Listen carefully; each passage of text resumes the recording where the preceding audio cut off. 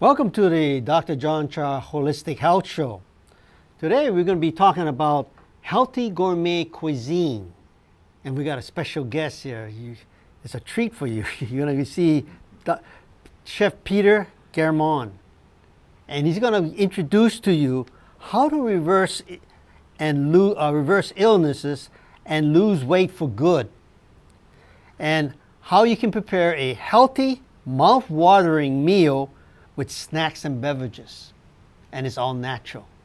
So Peter, welcome to the show. Thank you. And Peter, tell me a little bit about where you came from and how you got into this holistic preparation of food and things like that. Because you're experiencing with all type of food with your background. You're international gourmet chef. Yes, I am. And then you started to notice that there are some ingredients that you can improve on to be given to the body to be healthy, right? Yep. So tell me a little bit about that. Well, first of all, I like to announce I'm a very lucky fella. Mm-hmm. I am a survivor of the Second World War. Wow, yeah? okay. You see, under my state in Germany, only 1/4 survived, so I'm very lucky. Then further on, I'm very, very lucky. It's my birthday. Oh, today, well, yes. Welcome. Should we sing happy birthday to you? No. I just want to show off. Okay. Today I'm 72 years old. Wonderful. And I'm absolutely fit. I have no problems at all. And I did a health scan on you, and I couldn't find anything wrong with you. That's amazing.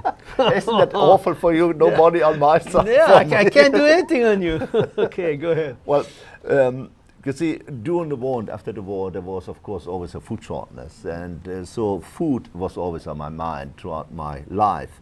And my grandmother used to have a hotel. Mm-hmm. And I always said as a little boy, I want to be like my grandmother. I want to be in a warm place with a lot of food. Mm-hmm. Now, warm place is, well, that is Hawaii.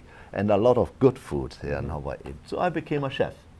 And I've been trained in Germany, and then I went to Switzerland, and I went up to London, and I worked in the Savoy in London, which is, in my opinion, the best French restaurant on planet Earth. Wow. Very simple to proclaim. Mm-hmm. It is the Hotel Escoffier has been performed for over 30 years, and anybody who knows about gourmet knows about Chef Escoffier, the founder of the modern cuisine. Mm-hmm. And I worked in his hotel, and the hotel itself has his own farm and fisheries. So all the food is from the seat to the plate controlled by the hotel. Wow, fantastic. That's the only hotel I ever seen throughout my career. Then I went off to Stockholm, the beautiful place in Sweden, and then Canada, Mexico, Bahamas, and I hopped over Hawaii to go to Bangkok first, and from Bangkok to Hong Kong, Singapore, Kuala Lumpur, and then here to Hawaii. And during my time in the Far East, I got to know and I seen the astounding performance of a coolie, a laborer in Hong Kong. He has his bamboo stick, and on each side he has 100 pounds of rice, so 200 pounds, and he is jungling there. A skinny little fella, just bone and muscles. And so I tried to explore his diet, and I found out there is no big prime rib, there's no big steak in his diet. It's all fruits, it's a lot of vegetable, a little bit of rice, a little bit of meat, and he is outperforming any big hog of 250, 300 pound size. And then further on, I came across those Buddhists in Hong Kong, and they're vegetarian. Yeah. And so what is behind this vegetarian diet? And I've been introduced to Dr. Berkel. It's a Swiss doctor who came up in the 20s and proclaimed already in the 1920s, a vegetarian outperformed any meat eater. And he proclaimed 25 grams of protein is sufficient to be healthy. Maybe 50 grams. And Dr. Berkel is the guy, you all know about him. He is the inventor of the muesli, the Berkel muesli. That's how he came up with this beautiful dish. Now, then further on, I was introduced to Dr. Peter Niels, a very one of the pioneer in holistic medicine. He taught me and he showed me how he can cure cancer patient just with nutrition. And then I came here to America, to Hawaii, a beautiful place. I mean, I love it. I'm here now for 30 years, and what I found out is the Hawaiian had and still have a nutrition problem. So I started digging into it and found out the Hawaiian used to have no carbohydrate. All the food, or most of the food, was just raw food. And the Hawaiian saying the woman went to the mountains to get food and the man went to the ocean to get food. And they put it on a plate, on a table, on a leaf most likely, chopped it up and ate it. Raw food with all the enzymes. And then the haole. Can I say haole on television? Sure. Yeah. I am a haole, so it's okay. You know, haole actually means stranger to our shore. And if you really think about it, we all haoles. We're all stranger to the shore. I mean, none of us, or very few people, for generation. Now, anyway, the Hawaiian had no grain. They had no clay, meaning they had no cooking vessel. So most of the food was consumed raw, and they consumed a lot of pa'akai. Pa'akai is, the Hawaiian word means concentrated ocean water, in other words, salt.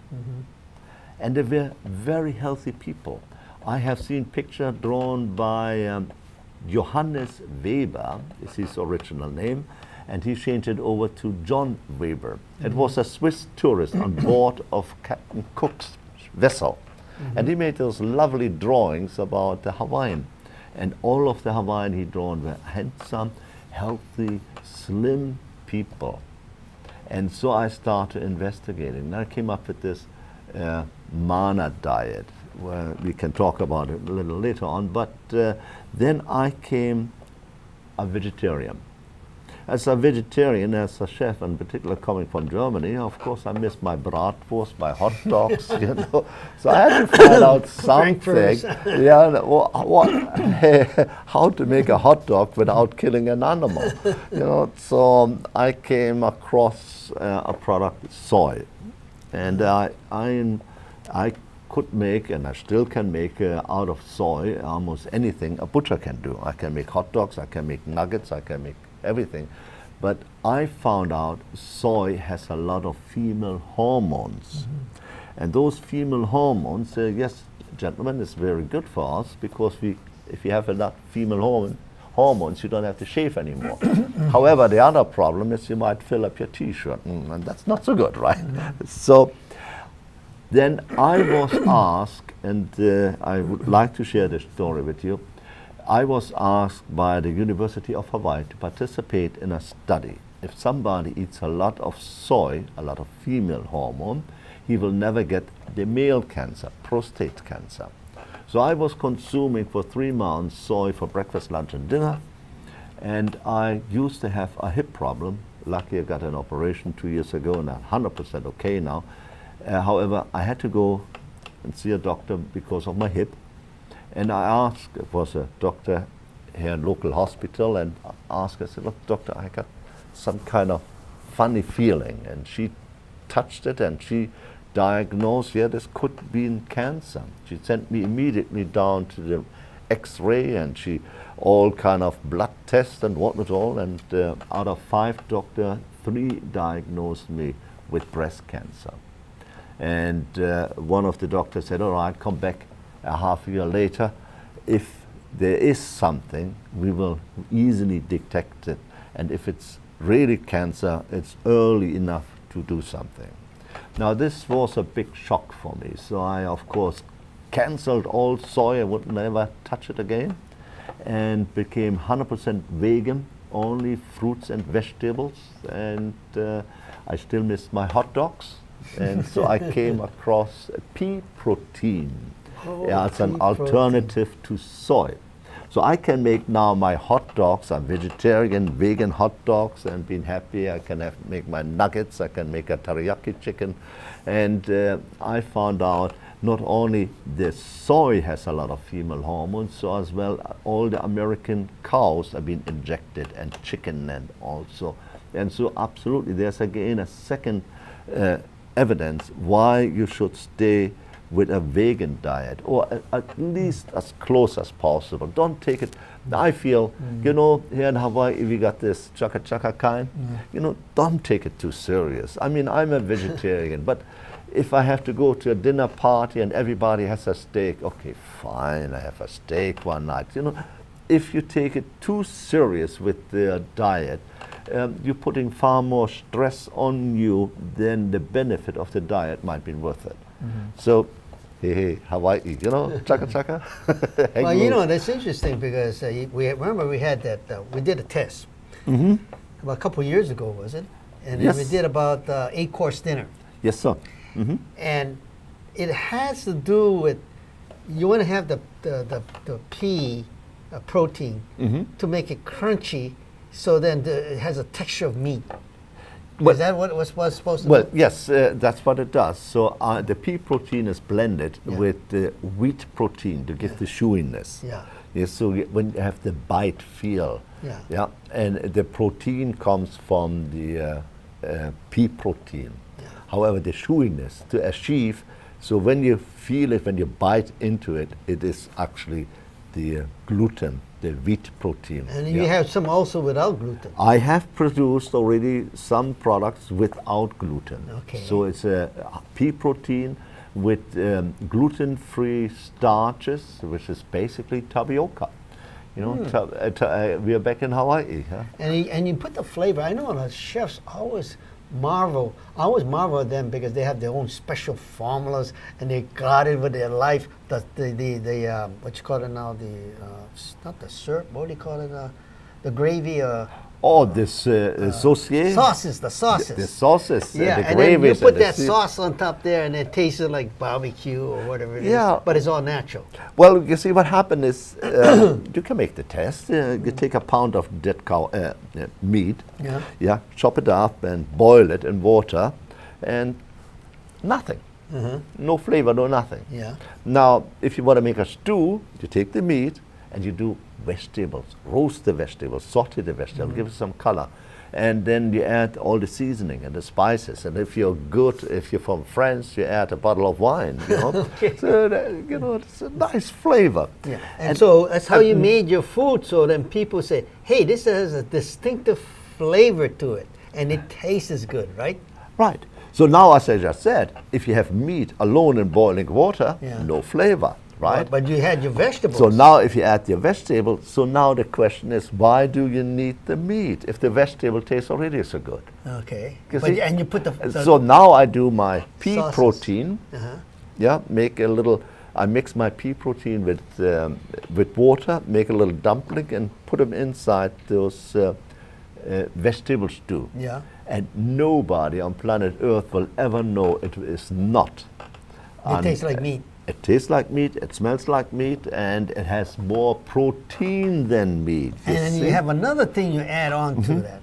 That the athletes, you're talking about the athletes, these guys that lift weights, the guys going to excel in the performances and everything. Yes, this has a relation to that. Well, okay, so now let's put it this way. Pea protein has been, or the pea, this split pea, has been with us human for over 10,000 years. Already Babylons developed pea protein, not pea protein, but the pea and the legume and the lentils and so on.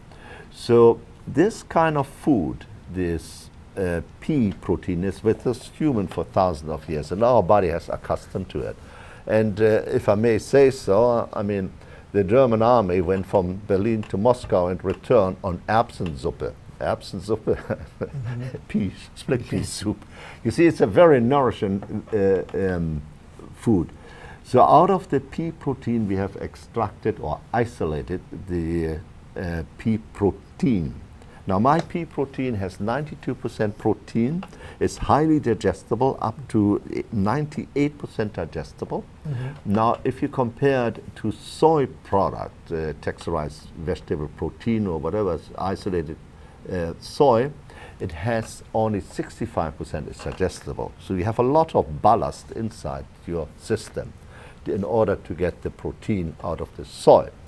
Now, my pea protein is very easily adjustable. It goes immediate. It is building your bloodstream. muscles, and now to accelerate the pea protein to go from your intestine into your muscle tissue. I found a product has been developed in Russia and been used by the East German athletes. It's called pectin. It is an isolate of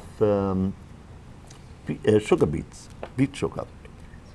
And so I have now blended my pea protein with patina, and it repairs your muscles. And according to a study conducted by New Jersey College, it improves your athletic performance in the first week by 30%, and then in the second week on 2.5 gram patina per day, your performance is accelerated by 60%.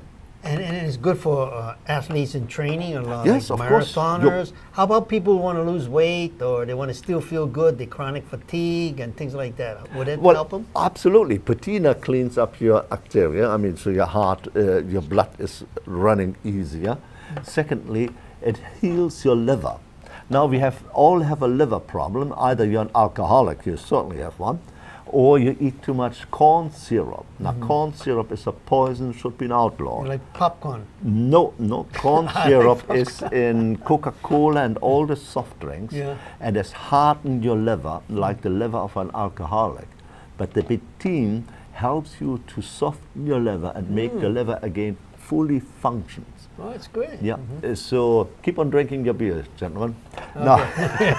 Or your wine. And I'm going to show you how to make your own homemade wine without the preservative, without sulfurs. Wow. Now that's another show, Dr. Yeah, that's Char. another show we're going to have. So you got to stay tuned because we're going to have that on just the wine, right? Oh, and yes. You made your, all right. And you have what kind of flavors to the wine? Well, at the moment I'm working with tropicals, and I have strawberry, I have grape, I have banana and mango and lychees. Wow. And it's a very simple process. And it has no sulfur, you said? No sulfur. You see, every wine, every commercial wine has a preservative, a sulfur. And if you go to the Halimau up on the Big Island, you will see big sign and say, careful, sulfur acid dioxide in the air, you might drop dead. Now that stuff they put in your wine, and now you wonder why your next morning you got a headache. Obviously, the sulfur. Well, we're going to be going to show you some clips that you did and some demonstrations in your own kitchen, right? Or what you had that? Well, it's yes. Let me show you my how to easily you see easily how my pea protein is. Now I don't want to talk about. I would always like to talk about peas, but I'm talking today about the split peas. The split peas has been as a nutrition with those people for over 10,000 years. It's been on records already in Babylon, and it's a nutrition we easily can digest, and our body has completely adapted itself to the high consumption of legume and beans. And I'm talking about the regular beans, not soybean. You see, soy has been with us in European basically never before, and even in Asia not that long. So pea protein, this is an isolate pea protein. I'm importing it from Belgium. It is GMO free. In Europe we're still rejecting GMO modified plants. And here we have a 92% digestible protein versus soy is only 65% digestible, and it has, in other words, 35% is fiber or what not all, which creates an unnecessary ballast to our digestion system. Now, my pea protein is again, it is very easily dilutable. You don't need equipment. You just shake it up. What many times I do, I just put it in a bottle of water, add the powder, shake it up, and I got my smoothie. Here it is. Absolutely, as you see, just a few strokes with my spoon, and there we go. Now, The other thing it is, I could of course homogenize it with the blender. And as you can see now, it creates a very nice smoothie with no pelt, with no floury aftertaste on your tongue. It has basically no flavor, and as you can see now how it builds up nicely like a smoothie. And if you wait a minute or two to permit the protein to become more hydrated, it is absolutely a delight. And as I like to say in Hawaiian, oiola, meaning making health, and oiola, health to you, and enjoy my beautiful pea protein. Oiola.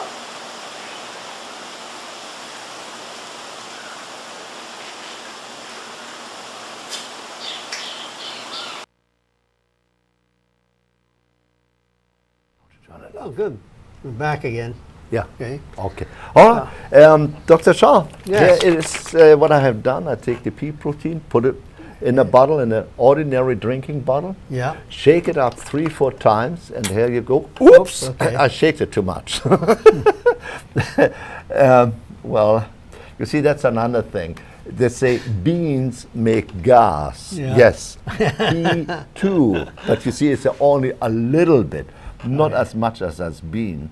And I basically told you already why it is so. So it What's the very smell? smooth, Yeah. has no flavor, No basically no flavor, no Okay. smell.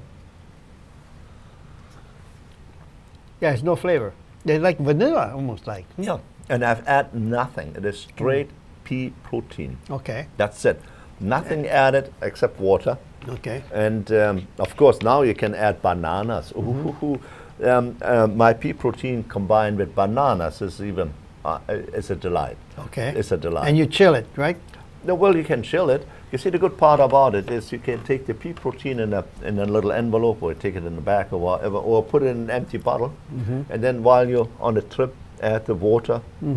Oh, that's what you should. You can bring the powder and the water, and then Yeah. you mix it when you need it. Exactly.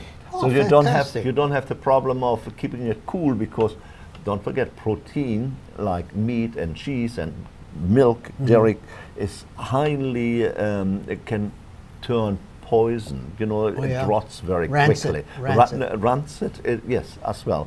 So please just keep it dry, and then once you need it, you know. And like- it doesn't clump. No, not at all. Not at all. That's a good part. Soy and whey, which whey, by the way, is a dairy byproduct. When you produce cheese, what's left over after making cheese is whey. The old dairy farms used this whey to clean up the dairy farm. You know, it was not meant for human consumption. Now they hydrate it and telling you it's a good health product. So this drink here, say for Yeah. instance, I get my cereal. I can mix that up with water and use it as my like we use a soy milk. Yes. But you use this, and it Yeah. acts like the milk on your cereal that you eat. You replace this pea protein. Yeah.